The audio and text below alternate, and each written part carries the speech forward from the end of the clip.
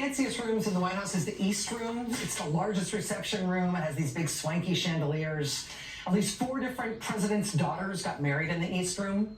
When a president dies in office, they lie in state in the East Room. The East Room is supposed to be a venue for really big, really important events. Today, this is what the East Room of the White House looked like. It was rows of children seated at tiny desks in front of a big audience, all gathered around the president as he signed an executive order to abolish the Department of Education. Because they wanted to remind everybody exactly how cute and adorable school kids are when they're at their desks, while they are eliminating government support for schools. Just about a week ago, Quinnipiac found that the proportion of Americans who oppose closing the Department of Education is 60%. The proportion of Americans who support the idea of closing the Education Department is just 33%. That's roughly, 2 to 1 against. But maybe Trump figures if he kills the Education Department, nobody will be able to read polls like that anyway, let alone calculate the ratio. I should note here that Trump doesn't have the power to unilaterally close a federal department without Congress, but he's doing his best, hacking away at it piece by piece. One of those pieces is the National Center for Education Statistics. That's the part of our government responsible for measuring academic performance in American schools. They're getting rid of that as part of getting rid of the Education Department. It's kind of genius if you think about it. If you kill the Department of Education, that will have a likely negative impact on school performance. But if you kill the thing that measures school performance, it's like it didn't even happen, right? Joining us now is Minnesota's Governor Tim Walz. He was the first former teacher in 50 years to be part of a major party presidential ticket, and he's recently been barnstorming Republican congressional districts to highlight the unpopularity of Trump's agenda. Governor Walz, it's a pleasure to have you here tonight. Thank you. Nice to be with you, Rachel. What's your reaction to closing the Education Department today? Well, we knew it was coming, but it's still a day that I dreaded. I dreaded it as a teacher, as a parent, certainly as a governor now. And the sad part for me about this is Donald Trump doesn't know anything about education. This has been a long-time dream of the far right to crush the public education system, to take that money and transfer it to private schools that don't exist in a lot of areas or rural areas, and to undermine some of the missions of the Department of Ed, making sure everybody gets an education regardless of race, religion, or abilities. Students like my son who depend on IDEA and individual education plans to make sure that they're treated equally and get the best possible education they can. That's a hallmark of America. I think America's great contribution to the world is our public education system. And of course, Donald Trump doesn't care. And I appreciate you showing that photo because it's so obscene that he would put a mock classroom. We all know he's never been in one. He wouldn't last for a minute. He's never done it. He's surrounded by people who know nothing about education. And they want to make this about bureaucracy and cutting. This is about children. This is about broadband access in their schools. This is about the research you were talking about, pedagogy, things that we learn. And then it's about the Civil Rights Department at the Department of Education that makes sure that we don't have a situation where a Ruby Bridges is escorted to school with police. And so we're back in an area where we can segregate. And he knows that curriculums and those decisions are made on a local basis, but they muddy the waters. So look, just like your previous guest, thanks for having her on, but it's chilling. They don't care about law. They don't care about where the American public's at. And that kind of segues to why I'm getting out there. And there's a reason that these Republican Congress members aren't holding town halls, because this is so unpopular they can't defend it. But I'm going to make sure that the voices of their constituents are heard. When you're doing these town halls, I know you've done a number of them already and you have plans to do more, mostly going to places where Republican members of Congress won't hold in-person town halls themselves. That's right. Are you hearing about the Department of Education? Are you hearing about Social Security? What are the kinds of concerns that people are voicing to you when they have the chance to talk to you about this stuff? Yeah, these folks and they want to be heard. I think a town hall is healthy. People say it in front of their neighbors. For example, I was in Eau Claire, Wisconsin, and a retired couple, both teachers, got up and they talked about the times where in their classroom they provided a little extra money into accounts for kids so that they could eat. They're worried about that. They're worried about who's going to go into teaching when they see folks demonizing it.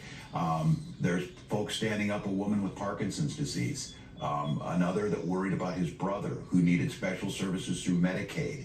And they're terrified. They're terrified because of the chaos. They don't know what's going to happen. And there's no plans for this. They're not putting anything in place. We fire people, then we hire them back. You know, we get rid of people working on bird flu, and then we hire them back. It's all about chaos. And the thing that's most troubling to me is especially with this Department of Education move, this was all written down in Project 2025. This is a very, systematic effort to undermine us. But look, these are regular people standing up. I had a young airman, specialized service, flying on intelligence missions. She is not going to be able to serve because they have decided that they don't like who she is, simply who she is. And the spouses of service members who have all been fired. And you know how this works on military bases. The spouses usually work at the commissary, the hospital, the school, whatever it may be, and those have all been laid off. And so it just goes on and on. And again, you're hearing from folks, a lot of these folks are coming there, did not support Donald Trump, but a lot of them, even if they didn't support, said that we didn't know it would be this bad. Just the absolute disregard for folks who want to serve our veterans and can't. So it is a mess. I do believe, though, that I've been given a platform, running, and the privilege of running with Vice President Harris, given a platform to lift folks up, and they are coming out. These are folks that are coming out. They're making their voices heard, and these members of Congress are going to dodge it. And Donald Trump doesn't have to stand in front of the voters again, but these folks do. And we need to make it clear that this cannot stand. And we'll challenge them on all fronts. We'll challenge them in the court of public opinion. We'll challenge them in the courts. It's simply not what America's founded on. Again, I go back to that previous story with the attorney and the absolute disregard for all rule of law and human rights. This is stuff that Americans need to pay attention. I'm an optimistic person, and I'm not trying to paint this too terribly, but I think we have to assume the very worst in everything that this administration does, and we need to prepare for it. Governor, since we've been on the air tonight, a story has broken in the New York Times, and it has broken since I have been on the air, and so I'm not fully read in on this, but I know that you've at least seen the headline, and I want to ask you just for your reaction to this. It's a pretty shocking story. The headline is Musk, meaning Elon Musk, set to get access to top secret U.S. plan for potential war with China. The lead is this: the Pentagon is scheduled tomorrow, Friday, to brief Elon Musk on the U.S. military's plan for any war that might break out with China. One official confirming to the Times that Musk is to be at the Pentagon on Friday, but offering no details. Mr. Musk, of course, has extensive financial interests in China, and so this, I think, is raising lots of alarm bells for a lot of different people.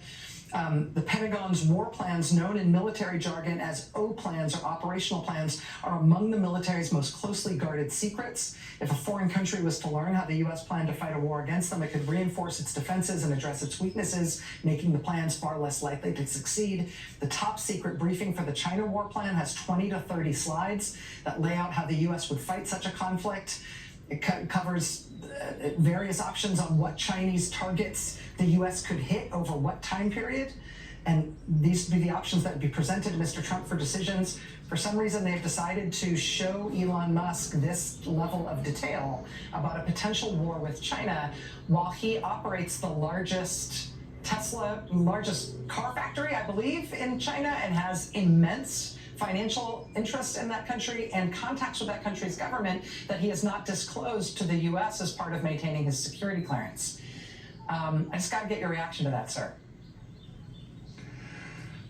Well, speechless would be the word. I don't know how to convey. I don't possess the language ability to convey how far out of the norm this is. Like nothing that people listening, like, look, this is those of us who served, the background checks from the FBI, just to receive clearance as an artillery enlisted soldier was extensive to get that background. And then the level of information that you can get, or as a member of Congress, to be able to have access to this type of information. These are closely guarded secrets because our national and our global defense depends upon them. And once again, we have this, I don't know, the character, the world's richest man with the world's most fragile ego. And I don't understand where the Republicans Where are Lindsey Grahams? Where are these people who know how this works to not be terrified of where this is at? And again, seeing the Commerce Secretary today tell people to go buy a specific stock, and not jesting, not in that. And look, I have to be very careful because I'll be candid. I think this guy is deeply damaged, a buffoon, but I also don't want to elevate him.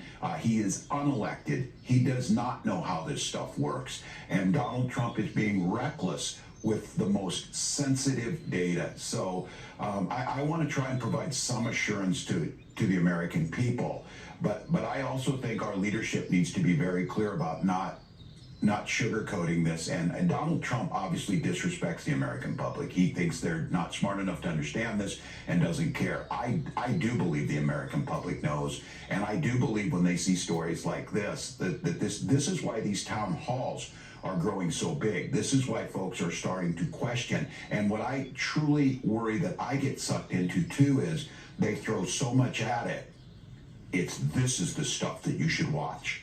This is the disappearing people, sharing our most guarded secrets on global conflict with a truly unstable private citizen who has no authority and appears to not care. So yeah, I would just say this is chilling. I'm hoping that the resistance, and right now the resistance has to be in the Senate. Republican senators need to put a stop to this and pull this back. Minnesota Governor Tim Walz, sir, thank you for making time to be here tonight. I appreciate it. Thank you, Rachel. We'll be right back. Stay with us.